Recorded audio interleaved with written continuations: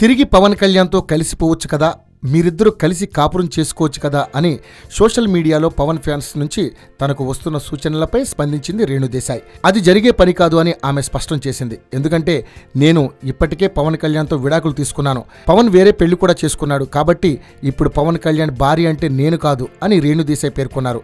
ఈ మేరకు ఆమె సోషల్ మీడియాలో ఓ పోస్టుతో పవన్ ఫ్యాన్స్ కు వివరణ ఇచ్చింది. పవన్తో తిరిగి కలిసిపోవాలని సోషల్ మీడియా ద్వారా తనకు అనునిత్యం చాలా మంది ఫ్యాన్స్ సూచనలు చేస్తుండటంతో రేణు స్పందించినట్లుగా తెలుస్తోంది. కొన్నేళ్ల కిందట పవన్ రేణులు విడాకులు తీసుకున్న సంగతి తెలిసిందే. ఆ తర్వాత పవన్ అన్నా అనే విదేశీ మహిళను వివాహం చేసుకున్నాడు. వారిద్దరికీ ఒక కూతురు కూడా ఉంది.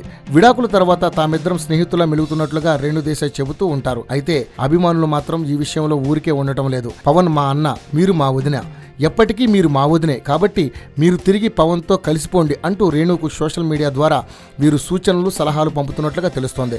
దీంతో ఇలాంటి సందేశాలన్నింటికీ రేణు ఒకేసారి సమాధానం ఇచ్చింది.